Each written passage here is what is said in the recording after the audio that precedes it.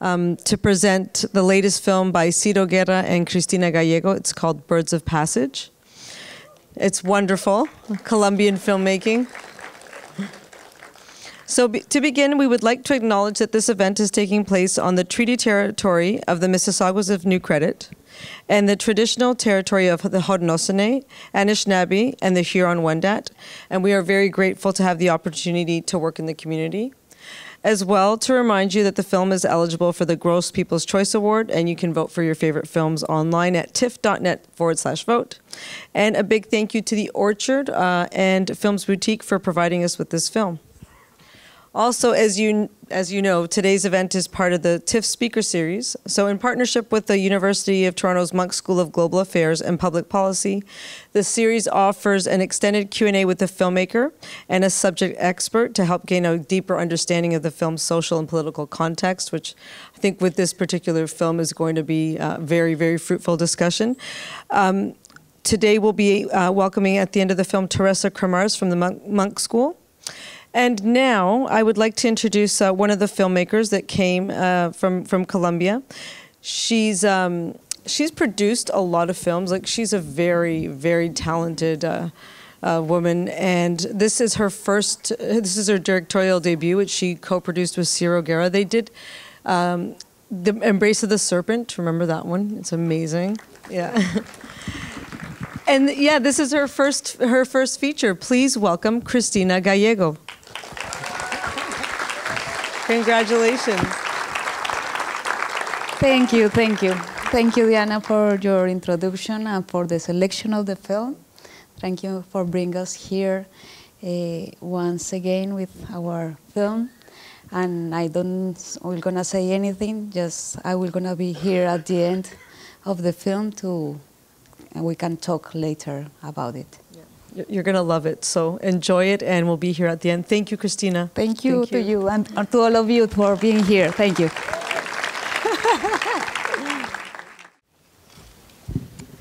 What a film, right? Take a deep breath. Good afternoon. My name is Christoph Straub, and I'm the Senior Manager of Adult Learning here at TIFF. It's my distinct pleasure to welcome you to this conversation as part of the TIFF Speaker Series, which brings filmmakers together in dialogue with a subject or a regional expert on the themes of the film. Here, films serve as a springboard to inspire provoking conversations and a deeper understanding of issues facing the world today. We'd like to thank the University of Toronto's Munk School of Global Affairs and Public Policy for partnering with us on this initiative. And we'd like to thank the scholars for taking their time, dedicating their time, and their expertise. We invite you to join us year-round here at TIFF Bell Lightbox for similar talks programs like Real Talk and Books on Film, which provide opportunities to learn more about classic and contemporary cinema. Today, it's our pleasure to welcome director Cristina Gallego and Munk School speaker Teresa Kramer to discuss Birds of Passage. Teresa Kramer is the director of Munk One, a program for first-year undergraduate students at the Munk School of Global Affairs and Public Policy at the University of Toronto. Teresa is an expert on international organizations and global governance with an emphasis on global environmental politics. Please join me in welcoming Cristina Gallego and Teresa Kramer.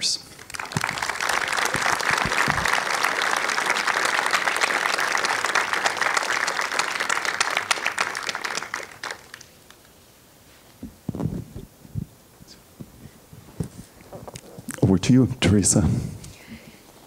First of all, thank you so much for the film and for the. I was describing it to someone like a party for the senses, and for being here for this discussion, for then turning over to the audience for questions. So I wanted to tell you that halfway through this movie, when the bodies start to appear on the screen, you know, it's all black, and then the lights of the truck start lighting up the bodies. My first instinct was to count, and I counted 4, and then I thought, okay, that counts as a massacre. And I'll tell you, well, I started working on issues of dark summary and arbitrary executions in Colombia, human rights violations, and narco-trafficking in 1989, 1990. I was working for the Center for Human Rights, the United Nations Center for Human Rights, and we had the grim job of counting bodies in order to prepare a report for the special rapporteur on summary and arbitrary executions. And 4 bodies counted as a massacre. And we were trying to lay out a map of Colombia and the massacres. And of course, this calls into question what deaths matter, what deaths become more visible than others. And this whole issue of visibility and visibility looms really large in the case of indigenous people in Latin America. So I wondered if you could tell us first a little bit more about this in terms of the Wayuu in Colombia, their history of visibility, invisibility, and their relationship with the state, and how this film makes them visible and to what effect.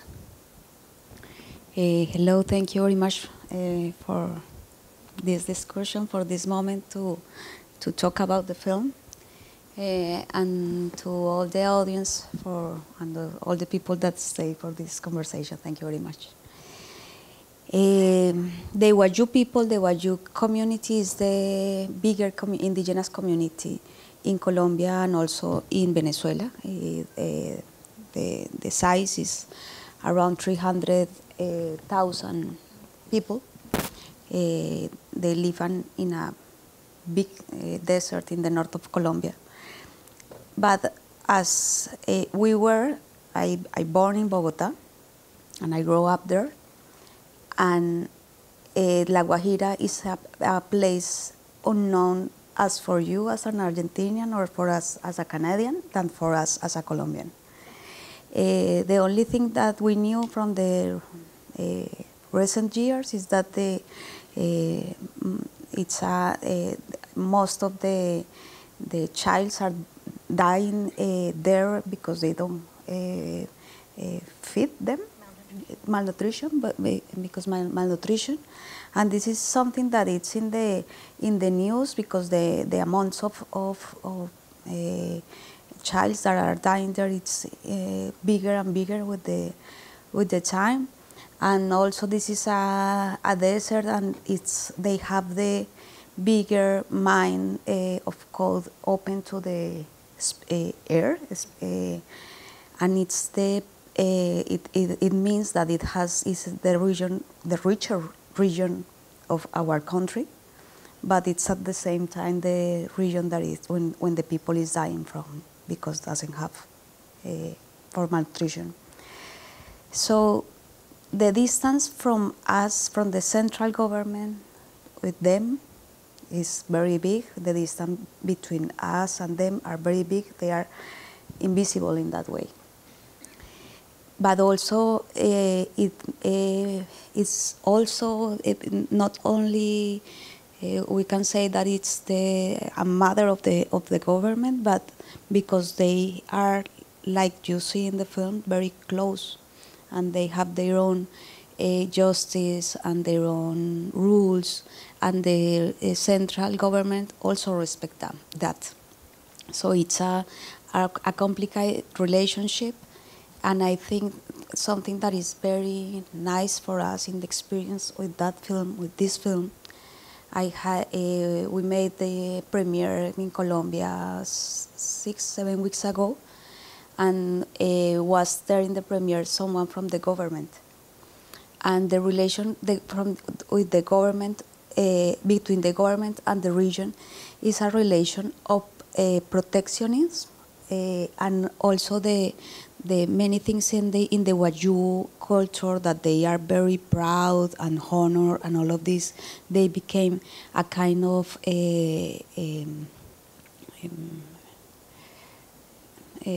people that are needing assistance are needing assistance from the government, but not work with them.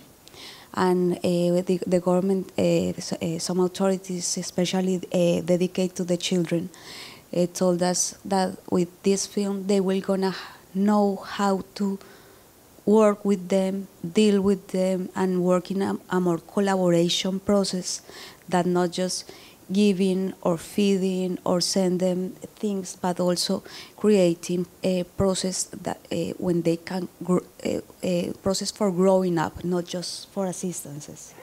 And yes, it's a community very distant from the central government, but it's also because we don't know them very well.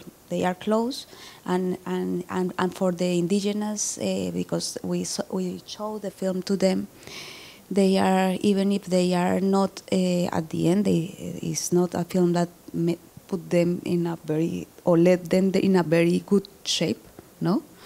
But they had that feeling that they are very well represented in their traditions, and that the people will gonna have more respect for them, to see them as a complex community, but a community that can work and can deal with the people from outside also. That's excellent. So that actually leads to this question that I had about, both in this film and The Embrace of the Serpent, previously you and Ciro have a running theme on extractivism, right?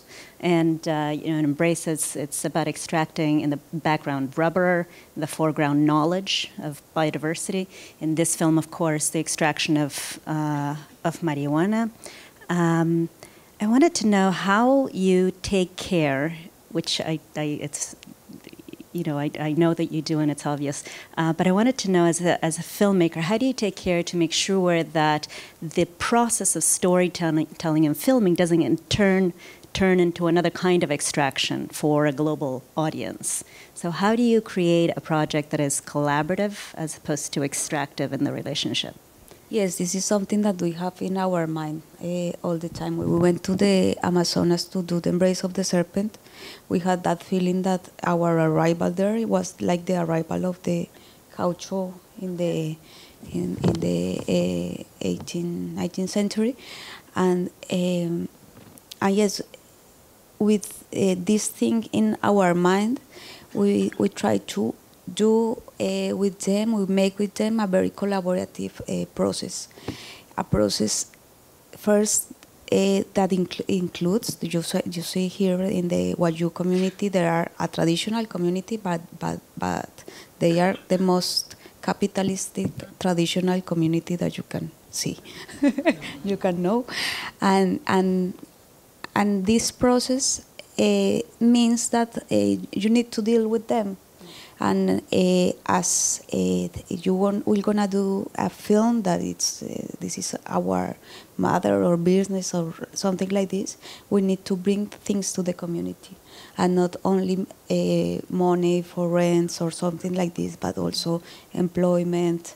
And yes, you saw all the people there are from the community, and not only because we call them to work, but it's a place that needs also work. So, and we made this deal with them, but also at the same time, we include in our team, the 30% of our team was Wayuu.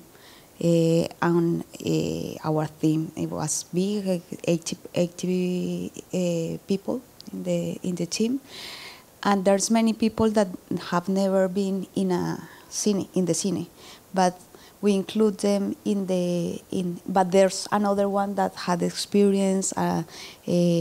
We have a connection with a Wayuu Communications Center, and that involves many young people that are has interest in the cinema, and all of them become to be part of the crew of the film, in art production, in assistant direction, in production also, and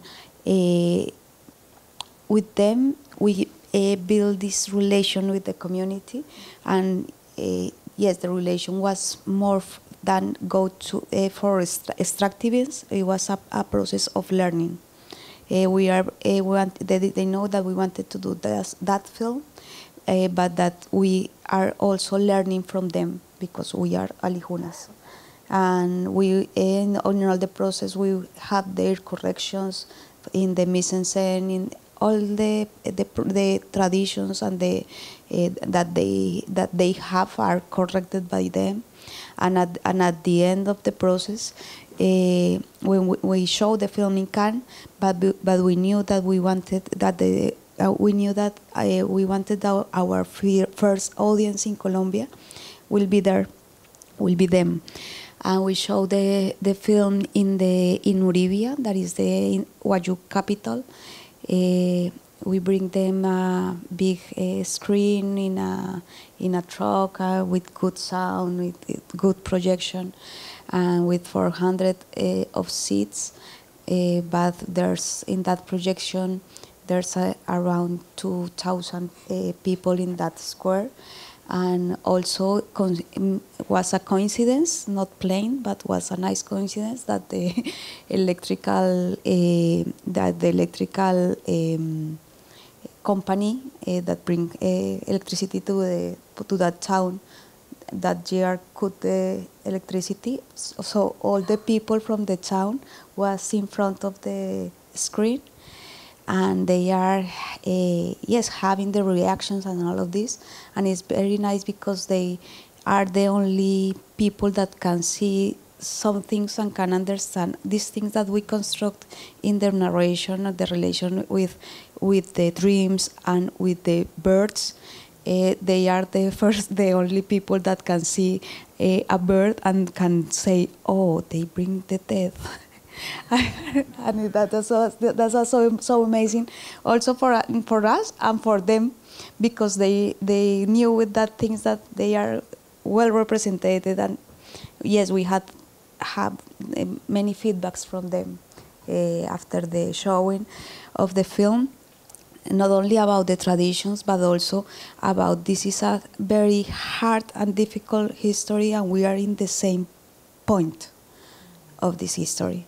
And we don't want to talk about this. That was the reason that we wanted to do this film, because we felt that we had a taboo in our society about the narco traffic. No, there's many people saying there's a lot of films about narco traffic, and you can when you see the filmography in the Colombian filmography, there's not more than 5 films about the narco traffic. And one thing that we were concerned is about why we can't talk about this theme even if we are the main protagonist of this big problem. So this film is removing a painful situation, not just for us or for the Wayuu, but for all the people in Colombia. And yes, I know it's difficult to talk about the things that makes you hard, but we think it's important. Yeah. So when we watch this movie, where do you think? Maybe you can tell us a little bit. Where do we locate the root of this bloody conflict, right? So, do we see the gringos, Peace Corps volunteers, seemingly innocuous, coming around with their anti-communist propaganda, which is kind of ridiculous in the context, and then do we locate the root of the conflict in them and what they represent, which is a broader structure and system of demand for drugs? Do we locate the conflict in the individual decisions of some families of the Wayuu to participate in the bonanza? Can you tell us a little bit about that structure and then the individual choices and how the two kind of come together to end in this? And also maybe if you can tell us what the participation of the Wayuu was after when it became a cocaine economy. Yes, the first thing is that we wanted to construct this film in that way of the Greek tragedy. No, it's not important if it's one family or it's other family. It's just a tragic destiny. We make a big research, but we decide to not construct any real family that we have known. There's not any direct history of no one. But now, when the film is shown to them, in particular in the north of Colombia, in cities like Riohacha or Valledupar or Barranquilla, the people is going out from the theater asking themselves if this is the history of this family, or if the history of this family, or if the history of this family. Because the thing that we saw here and we wanted to portray is what it was the starting of all of this big problem, but it also in a very naive way, because that was the way how it becomes. We are a rural country, a rural society in the north, the Wayuu, but the people from the north, that they have this border with Venezuela, but they don't respect the borders because they are a community. And the Wayuu are also Wayuu, just Wayuu if they born in Colombia or in Venezuela. So this is a place for smuggler that used to be during all the time. And as you saw in the film, they defend their land. It's a not colonized place, but it's in the border of the countries, and it's not colonized because they are dealing with all of them. They are dealing with pirates. They are dealing with Spanish, and they are also dealing during the whole his history with the Antilles, with Aruba, with Curacao, all the Antilles, the Caribbean. And as they used to be smugglers of coffee and whiskey and cigarettes and clothes and all of this, that was the starting point or the moment when the gringos comes looking for marijuana, and it start all the business. But that we wanted to portray it was in a very naive way, and it also when you research about what was happening outside, it was a product that wasn't illegal at that moment. It becomes illegal when the war against the war against drugs started in the 70s. And in this point, all the people, most of the families in Colombia become in that business. And when you remember in that scene when they pay the marijuana with dollars, and they don't count the dollars, they weigh the dollars. And this is something that was like this there, but also in the Bank of the Republic. They arrive with this amount of dollars, and they don't count the money. They just wait, and that money was changed in the Republic Bank. When you arrive to Riohacha nowadays, when you arrive to that city, Colombia is starting to have highways of 6 ways, I think since the last 10 years. 40 years ago, they had 2 kilometers or 3 kilometers, or a highway of 6 ways, and this was constructed to land the airplanes, the DC-3, the DC-5, to land in that, and La Guajira was full of these land streets. So it was, it became illegal, but when it started, wasn't illegal. And most of the families was in that business, and when it became illegal, and then we change all the things, the marijuana bonanza traced the roots of the narco traffic, but then in the 80s, we're gonna be taken in the control by Pablo Escobar and by the Medellin cartel and the Cali cartel, and that was the next step of that business. So the Wayuu lost out on the Wayuu went out. They was just the starting point, and that we wanted to tell here is that yes, this Wayuu is like, for us, this family is like the metaphor of our country. No, it's not, yes, they quit. There's too many people dead there, but they quit easily, quickly, and the control was taken by the cartels. That is the thing at the end of the film, that we wanted to make that process. I just want to congratulate you on really bringing to light what is the local cost of these global transactions. It's true, and this is and in that scene when, for me, that scene when they are with the gringos and Moises tell that this is the happiness of the world, and Rafa says the happiness for them. No, this is something that we wanted to bring in the light. We are the ones that we are putting the dead ones and the blood from all this difficult thing. Great. Thank you so much, both of you. And we have some time for audience questions. So if you have a question, please raise your hand and pose your question. I'll try to repeat it for everyone in the room, and then I'll forward to the speakers. Anybody? Okay, up there. Yes.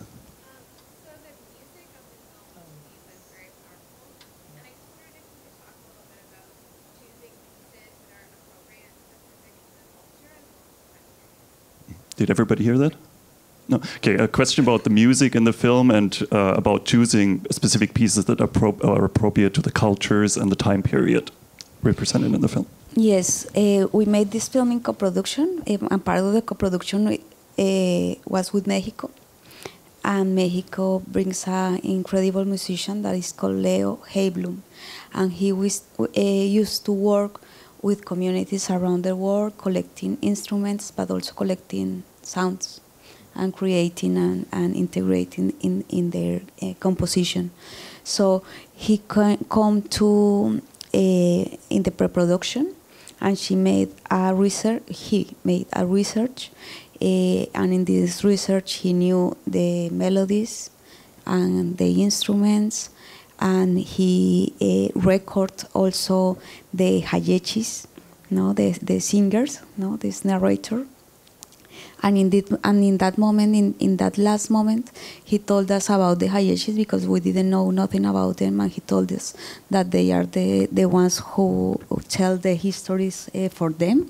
And we think that we thought at that moment that it will be our Homero to tell this tragedy, and we incorporate that figure. But yes, Leo collect sounds from them and work and also the instruments and the melodies that they used to use, and he work and create and the things in his lab, but also uses melodies that he collect in the process.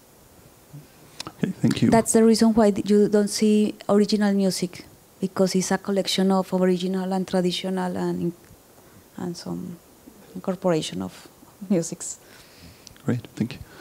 Over there, yeah.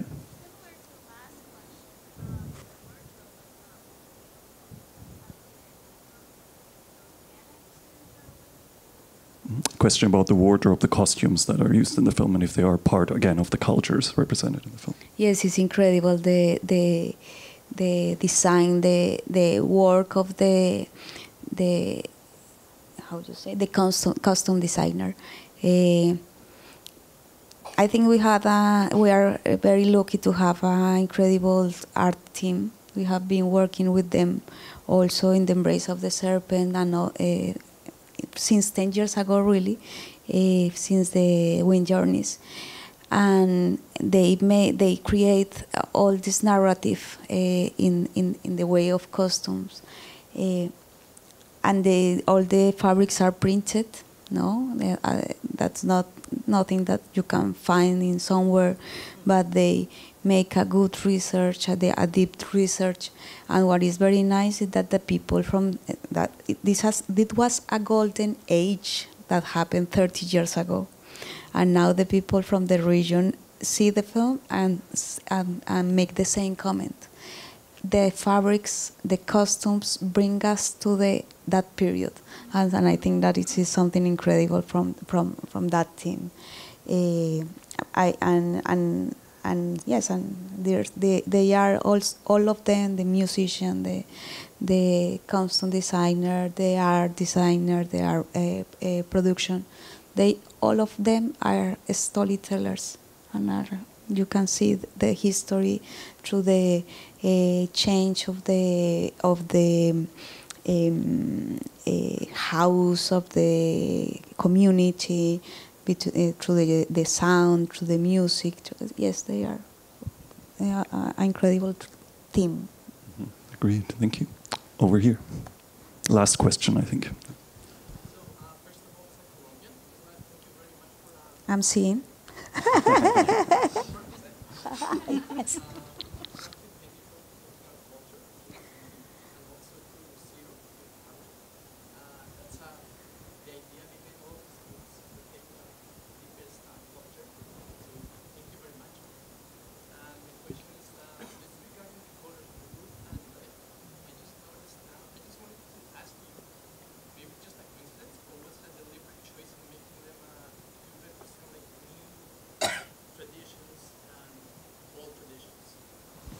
A question about the colors used in the film, specifically blue and red, representing old and new traditions.